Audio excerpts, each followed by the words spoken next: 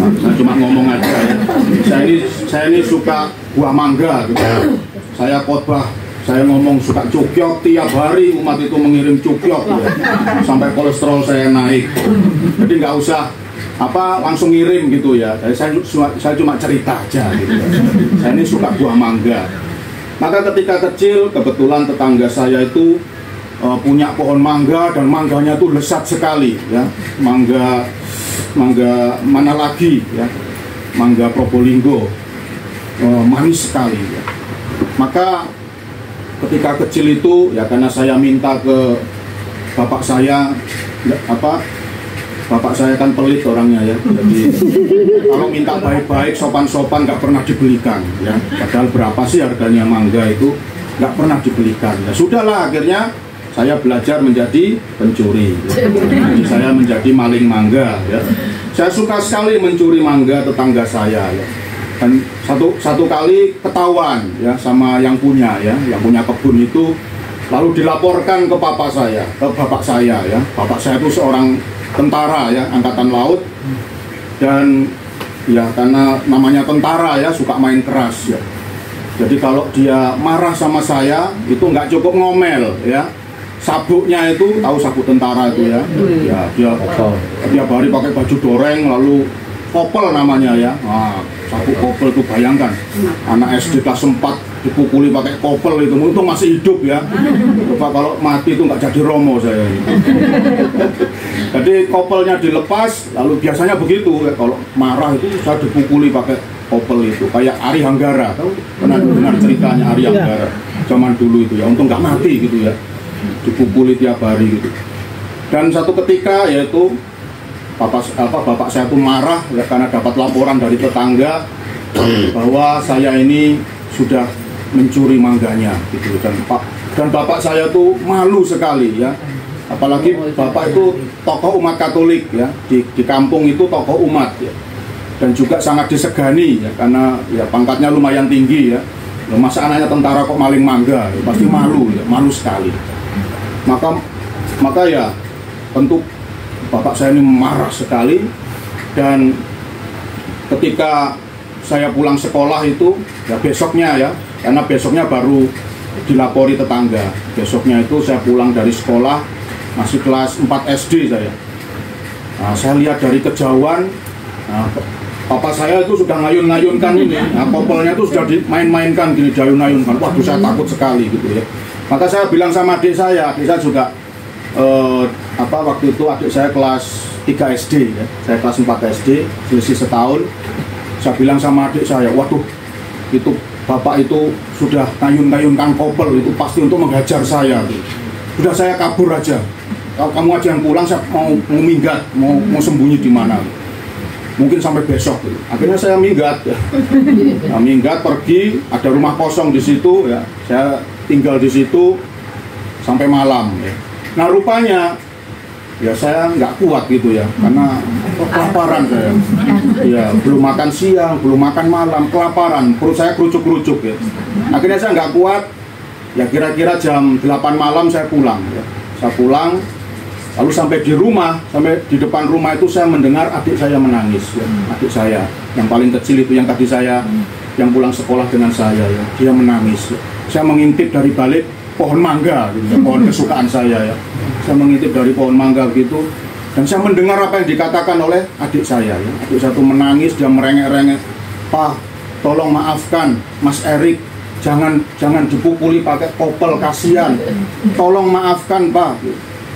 Kalau lebih baik Papa pukuli saya daripada mukuli Mas Erik. Sekarang Mas Erik sedang sembunyi. Kalau Papa nggak ngampuni, mungkin dia seterusnya sembunyi terus. Tapi kalau Papa mau mengampuni, nggak mukuli Mas Erik, saya bisa panggil dia untuk pulang.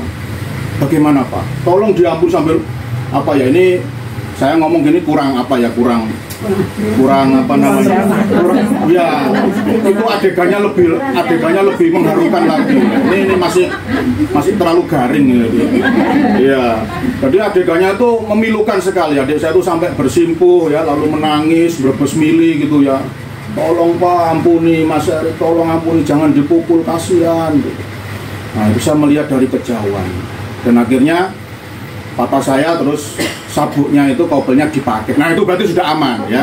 Nah kalau kopelnya sudah dipakai, nah itu berarti sudah aman ya. Lalu datanglah saya ya. Lalu saya datang, lalu saya langsung inisiatif ya. Pak, saya mohon maaf, ampuni saya.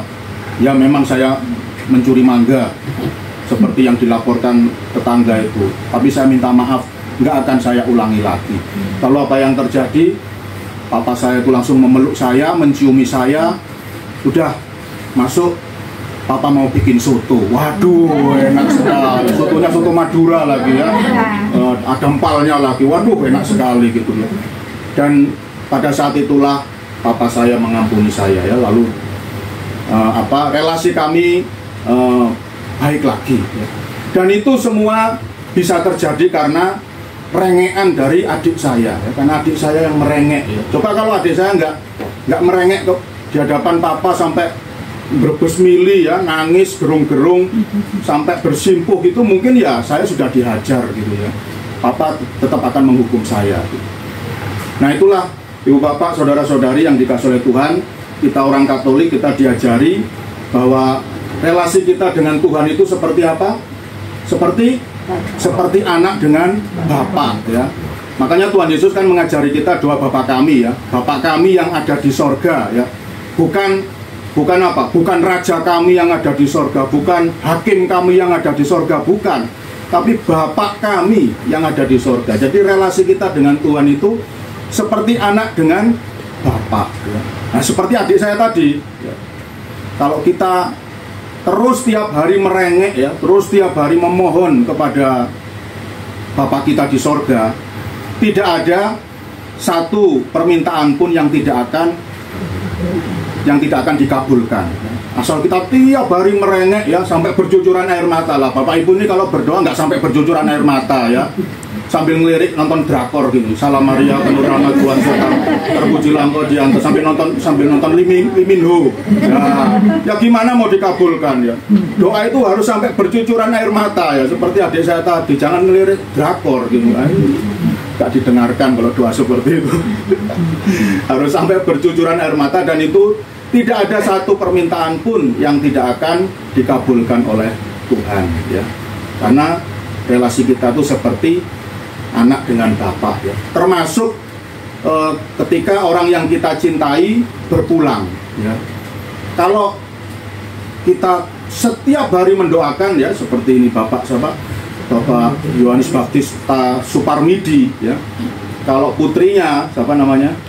Maria ya. Setiap hari mendoakan supaya Bapak Yohanes Baptista Suparmidi ini diperkenankan masuk surga. Maka kita yakin Allah Bapa di sorga itu tidak mungkin tidak mengabulkan doa kita, pasti dikabulkan karena kita ini anaknya gitu. Kita ini anaknya dan Tuhan itu Bapak kita, nggak mungkin nggak dikabulkan. Seperti adik saya tadi, semarah apapun bapak saya itu, ketika adik saya merengek supaya saya diampuni, bapak itu luluh hatinya ya, langsung sabuknya dipakai lagi ya, nggak jadi menghajar saya, malah dimasakkan soto Madura. Bapak nggak marem itu ya, sudah diampuni dikasih soto lagi ya. Luar biasa. Maka kita pun yakin ya, Bapak Ibu saudara-saudari, juga semua orang yang kita cintai, asal kita setiap hari sungguh-sungguh mendoakan dia, maka tidak mungkin Tuhan itu tidak akan mengampuni dosa-dosanya. Tidak mungkin Tuhan tidak akan mengajak dia untuk masuk dalam kerajaannya yang indah di dalam sorga ya. Saya punya ibunya ibu saya, jadi nenek saya ya, Mbah Putri saya itu terkenal sangat kalau ngomong itu nyelekit. Nah, kalau ngomong itu nyelekit, tidak terhitung banyaknya orang yang sakit hati sama dia. Atau yang putri saya itu ya, kalau ngomong itu pasti nyelekit gitu ya. Nggak tahu, mungkin karena pengaruh penjajahan Jepang mungkin ya, karena hidupnya menderita, penuh penderitaan. Jadi kalau ngomong itu nggak pernah enak gitu ya. Dan saya tahu banyak orang yang tersinggung dan sakit hati sama dia. Dan nggak tahu kenapa saya yakin ini kalau nggak didoakan masuk neraka ini. Yang putri saya ini ya. Makanya sejak kecil saya selalu biasa berdoa rosario ya, tiap hari, supaya ketika yang putri saya meninggal, wafat, setiap hari saya berdoa rosario supaya apa? Supaya saya ingin eyang putri saya masuk surga, itu saja. Karena mengingat, aduh, ya galaknya minta ampun, ya kalau ngomong itu suka menyinggung perasaan orang lain. Apa namanya? Jangankan tetangga, anak-anaknya saja banyak yang luka batin gitu sama eyang putri itu. Makanya saya doakan tiap hari doa rosario supaya dia eyang putri boleh masuk surga. Dan berdasarkan iman kita, Allah Bapa di sorga pasti mendengarkan, ya. Maka sebagai seorang imam, ya, anak imam ini kan apa ya, orang yang dekat dengan Tuhan katanya gitu ya. Jadi saya tuh bisa merasa loh, kalau orang itu meninggal ini lancar masuk surga apa enggak, itu saya bisa merasa, ya. Jadi orang ini lancar, ini rotok seret ini orang ini. Nah, ini waduh rotok suwe. Rotok suwe tahu bahasa Mandarin, rotok suwe. Agak lama gitu. Saya bisa merasakan, ya. Nah, lalu padahal saya belum kenal itu, ya. Saya belum kenal sama orang itu. Lalu saya tanya sama kalingnya. Pak, ini orang ini waktu hidup dulu baik ya? Wah, baik sekali Romo. Nggak terhitung berapa anak yang dia biayai, sekolah, kuliah, pokoknya luar biasa baik. Dia selalu siap sedia rumahnya untuk dipakai doa lingkungan. Pokoknya baiknya luar biasa, Rom. Oh, berarti bener ya. Kenapa? Karena ketika saya mimpin misa tutup itu saya merasa orang ini kayaknya lancar. Nah itu, ya, itu Romo, karena tiap hari berdoa Romo kan ya. Dan kalau berdoa nggak nonton drakor ya, nggak sambil ngelirik drakor tuh. Nah itulah Ibu Bapak, saudara-saudariku yang dikasihi oleh Tuhan. Sekali lagi sebagai pengikut Kristus kita percaya seperti yang diajarkan oleh Tuhan Yesus, bahwa relasi kita dengan Tuhan itu seperti anak dengan bapak, ya, sangat dekat. Maka apapun yang kita minta tidak mungkin tidak dikabulkan oleh Bapa. Dan secara khusus malam hari ini kita mendoakan Bapak Yohanes Baptista Suparmidi. Kita percaya Allah akan mengangkat dia, Allah akan mengajak dia untuk berbahagia dalam kerajaannya di sorga, menikmati kebahagiaan kekal, menikmati kesejahteraan abadi bersama Bapa di sorga.